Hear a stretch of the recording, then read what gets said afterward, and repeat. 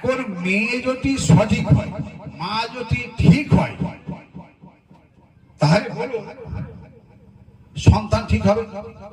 আর মা যদি গড়বড় হয়, সন্তানও গড়বড় হবে। আব্দুল কাদের জিলানী রহমতুল্লাহ আলাইহির মা ভালো ছিল, যখন দোলাই তুলতো কোরআন শরীফ তেলাওয়াত করতো।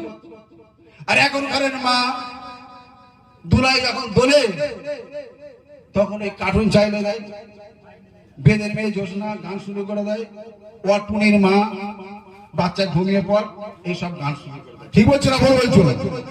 তাহলে মা যদি ভালো হয় সন্তান ভালো হবে, আর মা যদি গন্ডগোল হয় শয়তান বড় হয়ে ওই ঝাড় দেবে। কত তদবির করবে, গলায় 10টা, হাতে 10টা, ছেলেকে হাত করার জন্য কোমরে 20টা, তবু ছেলে হাত করছে না।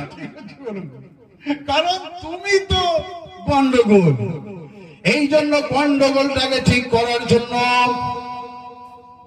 এই মাদ্রাসা, আরো মাদ্রাসা আছে, যাতে মেয়েরা ঠিক হয়ে যায়। এরা ঠিক হয়ে যাবে তো সন্তান ঠিক হবে। কেউ এলেন, কথাটা হয়তো খারাপ লাগবে শুনতে, এখানে ওয়াজ না, শুধু সামান্য ওয়াজ বিভিন্ন জায়গায় করি, আল্লাহ পাক করিয়ে নেয়। কি বলেন, 18-20 বছর জলসা করে আসছি। এখন কথা হচ্ছে যে মা যদি ঠিক হয়ে যায়, মেয়েরা যদি ঠিক হয়ে যায়, পুরো পৃথিবী ঠিক হয়ে যাবে। ঠিক বলছেন? কারণ তার বিবি যদি ভালো হয়, ফজরে ডেকে তুলবে, এ খগেনের বাপ আজান হয়েছে, চলে যাও মসজিদে, তোমার জন্য শীতের সময় আমি পানি গরম করে রেখে দিয়েছি, ঠান্ডা পানিতে উজু করতে হবে না, গরম পানিতে তুমি উজু করে মসজিদে চলে যাও।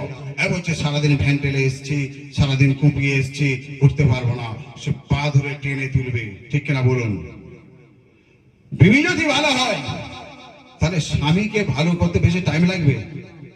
টাইম লাগবে না। আর যদি বিবি গন্ডগোল হয়, বলে বিলাস শুনতে চেয়েও নেই, খামাখাই ফজরে নামাজ পড়তে হবে, ও ব্যবসা বন্ধ করতে জোহর পড়তে হবে, আসর পড়তে হবে। এখন তোমার অনেক বয়স আছে, ঠিক হচ্ছে না? বলবো ও ইমানদারেরা শুনে নাও, আমার মা বোনেরা কান খুলে শুনে রেখে দাও, দয়ার নবী বিশ্ব নবী জনাব রাসূলুল্লাহ